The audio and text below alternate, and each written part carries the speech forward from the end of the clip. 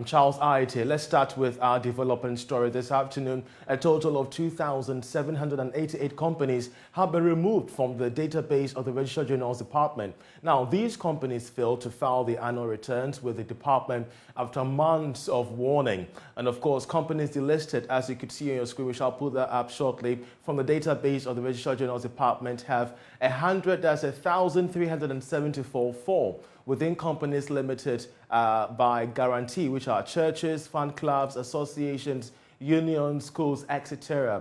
Out of these numbers, well, 978 of them include external companies, and 395 are voluntarily owned by companies for delisting. Well, thankfully, we're joined via Zoom by the Registrar General, Jemima Owari, to help us understand the implications of this and, of course, the prospects ahead, what's going to be done to other companies who might fall prey to this particular situation, defaulting. We're grateful, ma'am, that you could join us. This particular action that you have taken, what does it mean for these firms that have been removed from the official list of the Registrar General's Department covering companies in Ghana? Zoom. Thank you very much for the opportunity given the department to explain what is really happening. By this action, they've been made inactive in our system. If you come and look for those names, you'll not even find them because they've been made inactive. And what that means is that people doing business with them are doing so at their own risk because they have not been made active to do business with. If you want to bring these companies back into the register, they would necessarily have to go through the courts. And at the court's own discretion, they can bring them back and put them back on the register. And so this is going to happen within the next 12 years. After 12 years, the name will fall back into the public domain and anybody can pick up that name. But between now and 4 years, nobody can pick up the name until the courts either bring it back or they don't take action on it. And then somebody else can pick up the name after 12 years. Interesting, but this obviously has some legal implications, as you have rightly stated. Is there any opportunity for them to regularize their status, better still, and appeal? That's what I said. I've given them enough notice. These notices started since 2019, but they did not take us seriously. And what we did was we actually called each company's offices. We called them up and explained to them that there was the need for them to come and update their records. Some came to update. In fact, it was more than this, but some have come to update and therefore they didn't get taken off the register. But some just didn't even have the right information in our system, in the sense that you call them, they'll tell you that, they are no more interested in carrying on their business. So the option then, of course, is now court. If they really want to come back onto the register, they should go through the courts and then we'll put them back. What is the next line of action now by the Registrar General? Because we understand that there are about 100,000 dormant companies that are set to be removed as well. Yes, so this is just an indication that we are going along that line. The fact that these have been removed doesn't mean we've stopped. We have others we put on our website. If you know you want to do serious business in Ghana, go onto the website. If your name is among those companies, take steps to come and file your annual returns, file your financial statements, update us with the beneficial owners of your company, and then we'll put you back on the register. But if you don't do that, what you're telling us is that you're not interested in doing business in Ghana. That's what that means. So please, I'm using this as an opportunity. All businesses out there know that they have not filed annual returns up to date. And I'm talking of since 2011. Since 2011, some have never filed any annual returns or financial statements. And the law requires you 18 months after incorporation to file your returns and then yearly thereafter. If for any reason you're not doing business, still come and file, update and inform us that you're not doing business. That is fine. But to sit back, not file, not update, and we have dead shareholders and dead directors and people who are no more in the businesses and yet they're on our register. That's the whole idea. It's not just for the fun of it. Just give us accurate data, so that anybody doing business with you knows that these are really the directors or shareholders of the company. Let me add this. Okay. This is just the first leg. Now, there are others from 1963 to 2011. These are the historical companies who have never done what we dub as re-registration. They only rush to the office when they get contracts, and then they come and update and get the new certificates. I'm giving those companies 1 year. Within 1 year, and I'm talking about big companies, not small companies. If you know that you want to be updated and be current in the system, please come and do the re-registration. Get all your officers getting a unique tax identification number, file your annual returns up to date, your beneficial owners, and then we'll give you a new certificate with a new number. Then you are in good standing. So that is what is in line for companies. By 30th of June, by 30th of June, the penalty is going to go up from 450 to 500. If you know that penalties, you don't want penalties, please ensure that this is done before 30th of June. We also understand that you have increased the filing fees as well. Yes. Help us understand what informed this decision. In fact, it should even be more than that. I have, if you look at the Companies Act, each day that you default in filing an annual return is 12 penalty units each day. And it's not even the company alone. Each officer also has to pay that money. So we are not interested in taking companies off the register. So these fees have been whittled down just to ensure that it serves as a deterrence, so that you'll be compelled to come and make sure that you file your returns up to date. So now it's 500 Ghana cedis if for late filing. If you don't want to pay that kind of money, please come and file. It's just 50 Ghana cedis to file a return, just 50. So why would you want to pay a penalty of 500? Indeed, of course. But, moving away from this developing story, of which we shall keep an eye on, what is the status of savings and loans finance houses that are being liquidated by your outfit at the moment? We are not liquidating savings and loans and microfinance companies. We liquidated fund management companies. So far, we've liquidated 43. They are still going through the bailout package and getting their funds back. So it's remaining 4 of such companies. Okay. Still going through the court process. Once that is completed and they sign on to the bailout package, they'll get their money back. Madam Jemima, we're grateful that you could take time off to explain decisions that you've taken delisting some companies who failed to file their returns. She's a Registrar General. Away from that, 2021 ended with a double-digit inflation rate as December inflation hit 12.6%. Now, this is a 0.4% higher than what was recorded in November last year. According to the Ghana Statistical Service, the surge in inflation was driven by an increase in non-food items. Also, prices of goods and services went up by 1.2% between November and December 2021. We're joined via Zoom by Senior Research Fellow at the Institute of Fiscal Studies, Dr. Said Boache. But first, let's listen to the government statistician in this particular report. Inflation ended the year 2021 with a double-digit rate of 12.6%, a slight increase from the November 2021 rate of inflation and the highest since April 2017. This indicates that the central bank's target of 8% plus or minus 2% has been missed. According to the government statistician, Professor Samuel Kopena-Ening, the surge in inflation was driven by the increase in non-food inflation rates, which are housing, water, electricity, gas, and other fuels. Overall inflation stood at 12.6%. This literally means that prices of goods and services have gone up by 12.6% between December 2020 and December 2021. This is the 6th consecutive month in a row that prices of goods and services have gone up, indicating a 4.8% difference between the rate recorded in June 2021, which was 7.8%, relative to December 2021, 12.6%. On a month-on-month basis between November 2021 and December 2021, prices of goods and services went up by 1.2%. The gap between food and non-food inflation has been narrowed for the month of December 2021 to a gap of 0.3 percentage point, as food inflation stood at 12.8 relative to 12.5 for non-food inflation.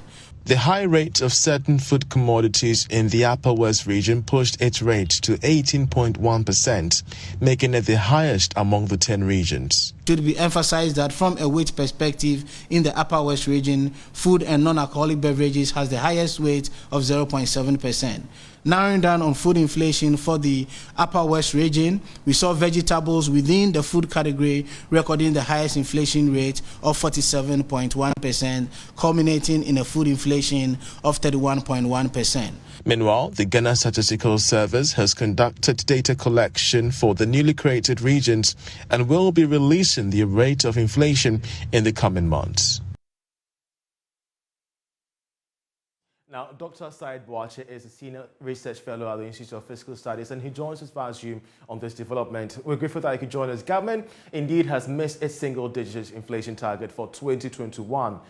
How do you assess this? Yeah, there have been a number of pressures, and I'm not surprised that the government has missed the target.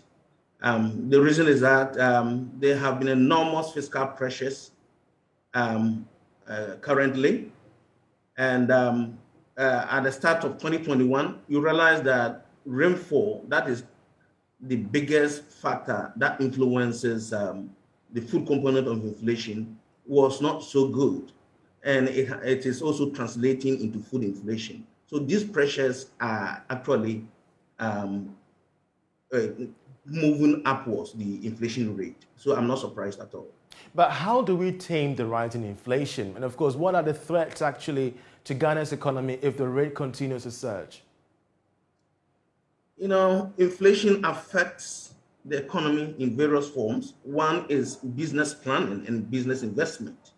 If inflation keeps on increasing, prices are unstable, businesses find it difficult to plan ahead. And for that matter, at times it affects the amount of investments they make. So high inflation is not good for the business environment. And at the same time, for fixed income earners, they realize that their cost of living has gone up, their real income has gone down, and for that matter, their demand for goods and services also goes down. Okay. And it translates to affect the economy. So that is the impact inflation can have on the economy. Indeed. Let's now talk solutions, because at the Institute of Fiscal Studies, I believe you've done some research into how best we could avert the upward trend of inflation in the country. Help us with some details, some explanation as to what government must do in the medium to long term to avert this situation. To solve every problem, you have to understand what is causing that problem. In fact, when we were showing what the Ghana statisticians, government statisticians said, he was blaming it largely on the non-food component. But the food component is also a problem. We realized that in August, since August 2021, the food component has also been in double digit. So it is not only being pushed by the non-food inflation. Okay. This time around, the inflation is coming from the two major sources, both food and non-food. We know that the biggest factor that affects food inflation is rainfall. Okay. Rainfall cannot be solved in a short term. You need a long-term plan, of course. There's always a talk about irrigation, to improve upon irrigation. And in the short term, it's very difficult to do. But there are also other factors, particularly government policy towards agriculture in terms of fertilizer supply, seed supply, and others. If there are bottlenecks, it can also add to the rainfall problem to cause inflation. I just said that at the start of 2021, we had issues with rainfall pattern. It was not so good, and it is affecting it. There have been complaints from farmers about bottlenecks in fertilizer supply, seed supply. So on that note, on food component in the short term, the government can help by improving efficiency in supply of fertilizer and seed, and solve any possible corruption going on in that area. And when you come to the non-food component of inflation, there are many sources. One is exchange rate, and you realize that getting to Christmas, exchange rate began to be quite unstable. Depreciation of the cedi picked up, and it is translating into inflation. But why were we having this exchange rate difficulty? Of course, the Christmas, business activities are part of it. Yeah. But you can see that it is not every year that such a thing happens. The government finances are really a problem, in the sense that there's so much debt burden hanging on the country. And a big component of this is owed to foreigners. And you need to service it. When you want to service it, you need foreign exchange. So demand for foreign currency will go up, and it will exert pressures on depreciation of the cedi, will translate into inflation. So these are the factors that are translating into inflation. So if the government wants to get a handle on inflation, it has to solve the problem in the agricultural sector through effective policy, and it has to solve the fiscal problem. Do as much as the government can to help solve the fiscal problem. But even as they're, moving up to solve the fiscal problems, I believe there are also some geopolitical events happening around this that they might not have a hand over. Development regarding the Omicron variant, matters regarding the US dollar, and even China's, invasion here and there. How best can government balance all these risks to ensure that inflation shortfalls are much more in a very much measurable way? Of course, the Ghanaian economy, like all other economies, are linked to the world economy, the global economy. And negative things happening over there could easily be imported into Ghana. There's also Omicron. But the effect of Omicron inflation, you can say that it hasn't been that strong. Of course, it has impacted GDP growth. If you look at the trend, you can see that, for instance, for the non-food component, inflation has largely been in single digit, since August 2019, with the exception of this November, December 2020. It has largely been in single digit. And for that matter, the present pressures that we are experiencing on non-food component, we cannot completely attribute it to COVID. Even the COVID is in the background causing the problem. Dr. Said Wache, we're grateful that you could join us with your analysis. He's a senior research fellow at the Institute of Fiscal Studies there, breaking it down for us when it comes to what government must do in the medium to long term regarding the upward situation regarding the inflation rate. You're still watching Marketplace with me, Charles IHA. To another development story that we're picking for you. Emirates Airlines has announced that it has lifted the indefinite ban on flying passengers out of Accra to its hub in Dubai. Now, this was captured in a notice released by the airline today. It, however, maintains that these passengers must, however, meet new traveling protocols instituted. Now, the airline in December last year put Ghana and other African countries on a ban for no official reason. And when it comes to the measures, the COVID-19 protocol, it insists that passengers from Accra must have a negative PCR and rapid PCR test. So these are two PCR tests and a rapid one. You must have that before you embark the plane to Dubai. Also, they are insisting that all passengers as well with their final destination must require 48 hours of PCR and 6 hours of rapid PCR as stated. Also, passengers traveling from Guinea, Ghana, and Cote d'Ivoire and transiting Dubai are only required to follow final destination rules. Of course, it means that no 48-hour PCR or no 6-hour PCR unless it is mandated by their final destination. So when they're leaving Dubai, they're not required to have a 48-hour PCR or 6-hour rapid PCR test. But when they are, moving to Dubai from Ghana, from Accra, the Kotka International Airport, they would have to present the 48-hour PCR and 6-hour rapid PCR tests and the point of disembarkation. This is a development story that we're getting, and updates from the past suspension of flights from Accra to Dubai over cases of Omicron there. Away from that, prices of petroleum products are expected to witness some significant increase beginning this weekend. This is based on a new price list of the bulk distribution companies for the next 2 weeks, cited by Joy Business. George Riafi has more. The data showed that a litre of diesel should be going up by 4.78%, while a litre of petrol should be increased by 5.21%. This should translate into 32 pesos increase for diesel. When it comes to petrol, we should be doing about 35 pesos per litre. This is the price that the bulk oil distribution companies are willing to sell to the oil marketing companies from this Sunday, January 16. This should mean that these retail companies may have little choice than to pass it on to consumers from next Monday, as some have argued that looking at the current challenges facing them, it might be difficult to absorb the expected adjustment going forward. The increase has been influenced by rising prices of crude oil on the international market due to the fact that these traders think that the Omicron variant may no longer pose a major threat to demand for their product as more economies are now opening up. Well, at the end of the day, many will be looking forward to see what the three major oil marketing firms, that is Shell, Total and Go, will be doing when it comes to their margin of increase.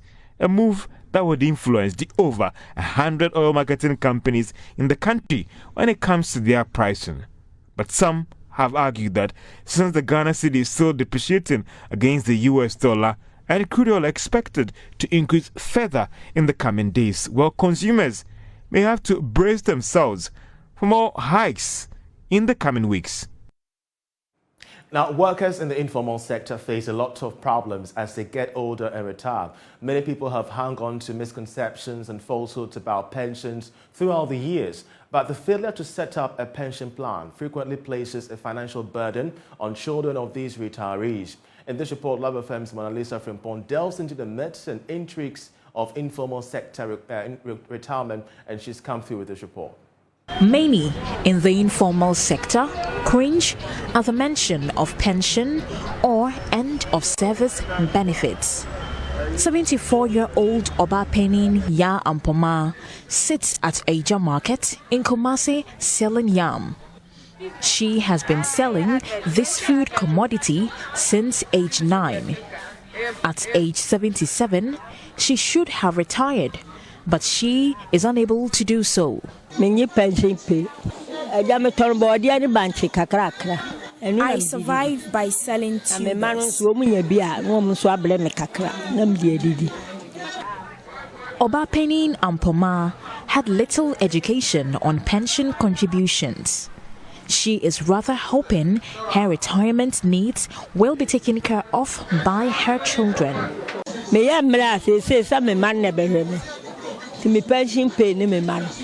My children are my end of service benefits. Her situation is no different from that of 77-year-old Alhaji Yauza Yakubu. He owns a shop at Abuabu Station in Kumasi. Pension trustee companies have attempted to get him to sign up, but Alhaji Yakubu is unbothered about monthly contributions for pensions. In situations of invalidity, he is positive his children will take care of him with proceeds from his business.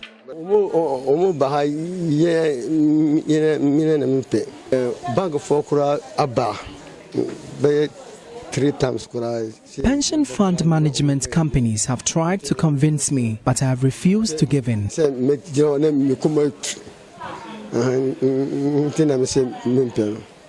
Data from the National Pensions Regulatory Authority reveals that the informal sector employs almost 80 to 85% of the Ghanaian working populace. However, many players in the informal sector have little or no education about contributing towards pensions or planning towards retirement. And this causes most of them to live below the poverty line during their old age. Retirees without any awaiting retirement funds become financially dependent on their children. 23-year-old Seidu Fuseini is a trotro mate at Tech Junction. He earns 30 cedis daily, but is forced to share with his ailing mother. They are about 70 years and then 85 years old. So when you come to work, you work maybe a day, you get 30 cedis. You give share or amount of them, and then you also take half. I mean, you buy food and you buy clothing, you buy everything. So when the work is not good, you cannot get money and give them. 28-year-old Yao Danso is also unhappy with the financial pressure he goes through when he is just about starting life. Our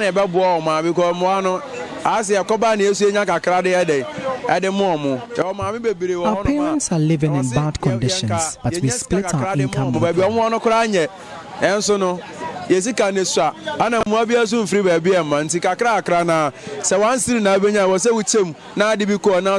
Many informal sector workers wish they were rolled on to pension schemes. However, trust issues and misconceptions are keeping them away. Our contributions get locked up at the fund management companies. I am not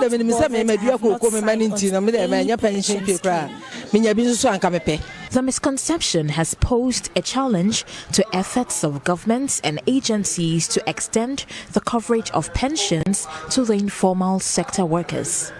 Alex Owusu-Boakye is zonal head of the National Pensions Regulatory Authority, Ashanti. Well, before we started, there was contribution 0. And it went up 1%, 2, 3, 4, now it's 6%. And we are aiming at 40%. If we are able to get that 40% by 2026, that will be very, very huge. And that's Melissa Frimpon's detailed report on informal sector pensions. That's how we end Marketplace as well. For more news, please log on to myjoyonline.com. I'm Charles Aite. Many thanks for watching.